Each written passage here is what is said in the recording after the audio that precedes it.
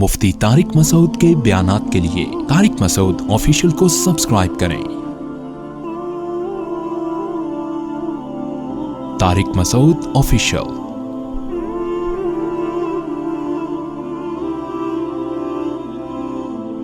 والعادیات ضبحا، قسم ہے ان گھوڑوں کی جو ہانپتے ہوئے دوڑتے ہیں۔ فالموریات قدحا، پھر اپنی ٹاپوں سے چنگاریاں اڑاتے ہیں۔ فالمغیرات صبحا، صبح کے وقت اغارہ، ایک اچانک حملہ کرتے ہیں۔ فاثرن بہ نقعا، ان ٹاپوں کے ساتھ یا صبح کے وقت غبار اڑاتے ہیں۔ اور فوسطن بہ جمعا، اور پھر صبح کے وقت وہ لشکر میں گھس جاتے ہیں۔ ان الانسان لربہ لکنود، بے شک انسان اپنے رب کا بڑا ناشکر ہے۔ تو اس کی تفسیر یہ ہے کہ اللہ تعالیٰ نے اس میں گھوڑوں کی قسمیں اٹھائی ہیں اور گھوڑے کی کیفیت کو بیان کیا ہے کہ چاہے وہ کافروں کا گھوڑا ہو یا مسلمانوں کا گھوڑا ہو۔ حکیم الامہ نے لکھا ہے، حضرت مولانا سلوی تھانوی رحمہ اللہ نے، کہ اس سے جہادی گھوڑے ہی مراد لینا اس پہ کوئی دلیل نہیں ہے۔ مطلق گھوڑے ہیں، گھوڑا چاہے کافر کا ہو مسلمان کا ہو، ہر ایک کے ساتھ وفا کرتا ہے۔ تو کافروں کے گھوڑے بھی اسی طرح ہی حملہ کرتے ہیں جیسے مسلمانوں کے۔ تو اللہ نے ایک مثال دی ہے کہ دیکھو گھوڑے جو ہیں کیسا اپنے مالک کے ساتھ وفا کرتا ہے۔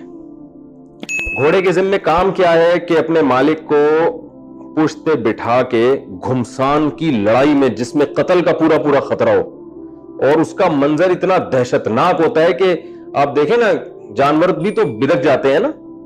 ایسا وحشت والا منظر جب بھی کوئی جانور اپنی آنکھوں سے دیکھتا ہے تو وہ بھی بدکتے ہیں۔ ہم نے تو وہ دیکھا ہے نا کہ کہیں آپ بکری کو لے کے جا رہے ہیں، تھوڑا سا پانی آئے وہ گھبراتی ہے، گدھے کو آپ دھکا دو وہ نہیں جا رہا ہوتا، ٹھیک ہے نا، ایسے گھبرا جاتے ہیں سب۔ جانوروں میں بھی ایک خوف اللہ نے رکھا ہے۔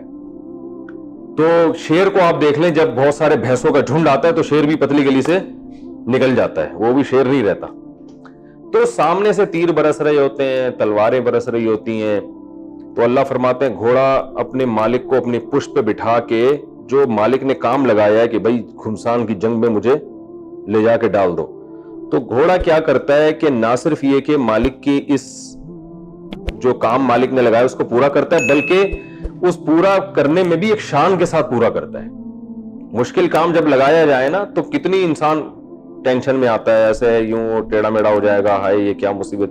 جیسے آپ بچوں کو صبح اٹھاؤ نا، بولے جاؤ ذرا 3 انڈے لے کر آؤ، صبح سوتے ہوئے اٹھاؤ ناشتے کے لیے، کیسے جا رہے ہوتے ہیں نا باتیں بنا کے، اور بڑبڑا بھی رہے ہوتے ہیں، اور یہ کیا مصیبت ہے اٹھا دیا، یہ اس طرح سے ہو رہا ہوتا ہے۔ تو کوئی آدمی گھر آئے اور بیگم اس کو دوبارہ بولے کہ انڈے تو آپ بھول ہی گئے، دہی انڈے دونوں چیزیں کہیں تھی، تو کیسے جا تو رہا ہوتا ہے کیونکہ ظاہر ہے GHQ سے حکم آیا اس کو، لیکن کیسے منہ بڑبڑاتا ہوا جا رہا ہوگا نا۔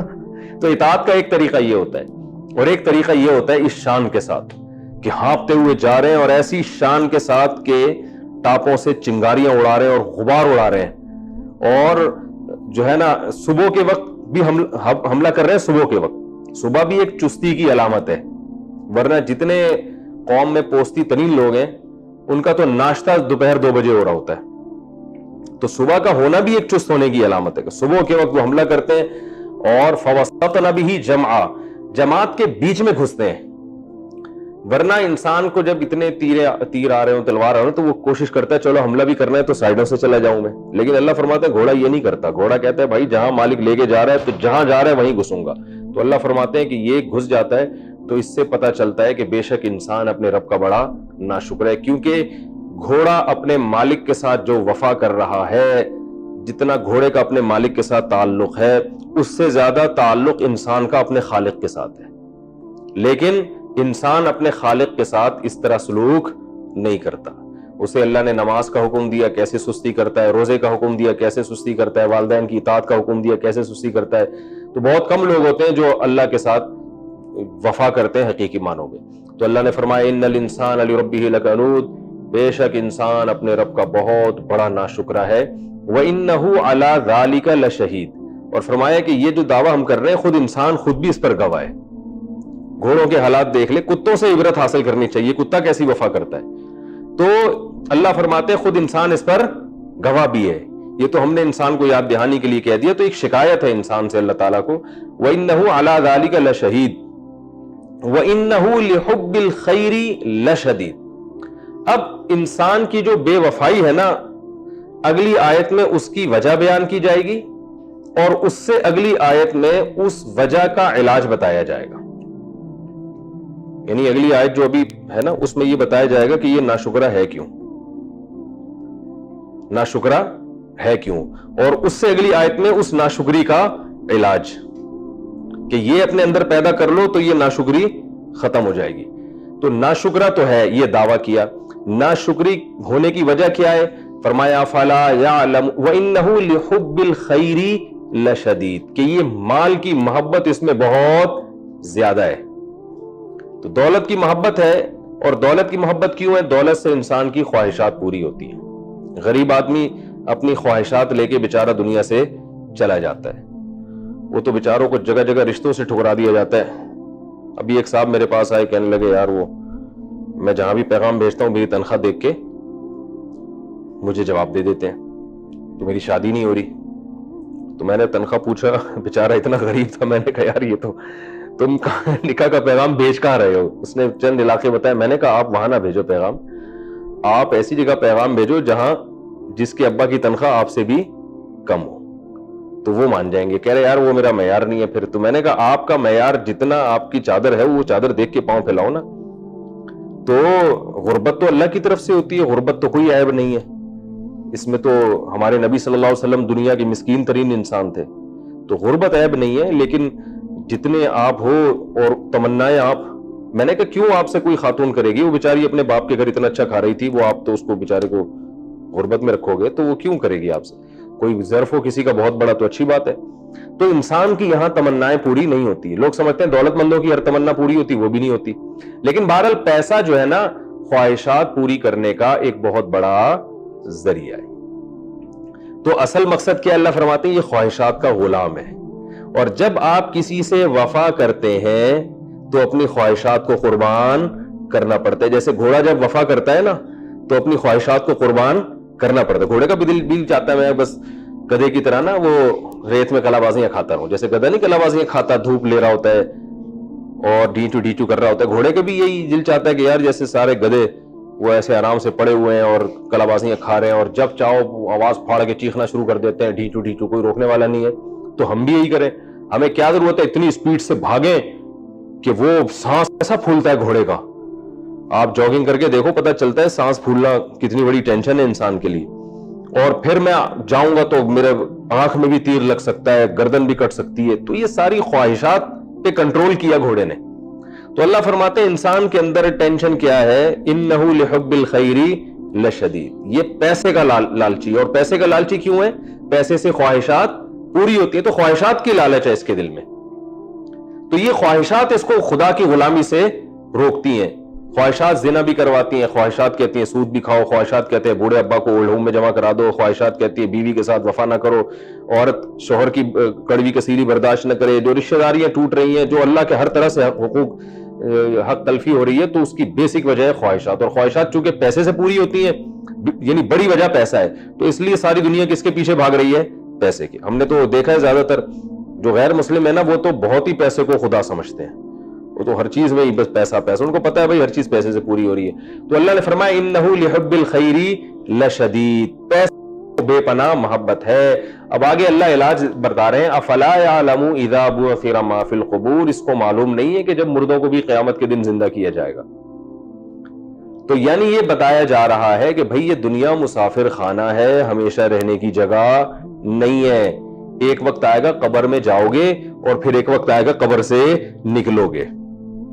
جس بچے کو یہ پتا ہو کہ میرا ایگزام بھی ہوگا 1 سال کے بعد, وہ تو یونیورسٹی میں پڑھائی میں محنت کرے گا, پان گٹکے میں سنوکر میں ٹائم ضائع نہیں کرے گا. آج میں ایک بچے سے پوچھ رہا تھا کہ لاک ڈاؤن میں سنا ہے آپ کچھ بھی نہیں کر رہے, ساری پڑھائی وڑائی چھوڑ دیے, سنا ہے سارا دن پب جی اور کمپیوٹر کھیلتے رہتے. اس نے کہا مسکرا کے کہا, میں نے کہا ماشاءاللہ فیوچر آپ کا امید ہے کہ بہت ہی اچھا ہوگا. تو ہنسنے لگا. ٹھیک ہے نا. تو اب اگر یہ سارا سال ہی ضائع کر دے کوئی انسان گھر میں بیٹھ کے, بچے پڑھے نہیں اور جو جاب کرنے والے وہ بھی نہ جائیں اور زندگی اسی طرح گزاریں, تو وقتی مزے تو بہت حاصل ہوں گے لیکن یہ مزے تھوڑے دنوں میں تباہ ہو جائیں گے, برباد ہو جائیں گے. کوئی بھی ماں باپ بھی قبول نہیں کرتے پھر ایسے بچوں کو, دھکے دے کے نکال دیتے ہیں. بھائی کیا ہم تو کہ کھلانے کی مشین ہے.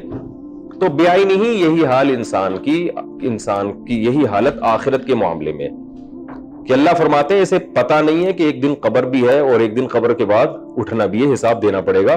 تو یہاں اگر تم نے صرف دولت سمیٹنے میں اور عیاشی میں ٹائم گزار لیا تو فیوچر تمہارا کیا ہو جائے گا, تباہ ہو جائے گا. تو افلا یعلم اذا بعثر ما فی القبور, اسے معلوم نہیں ہے کہ قبروں میں ایک دن زندہ کر کے اٹھایا جائے گا. وحصل ما فی الصدور, اور ایسا حساب ہوگا کہ ظاہری اعمال تو دور کی بات, سینوں کے بھیدوں کو بھی جو ہے نا ظاہر کیا جائے گا.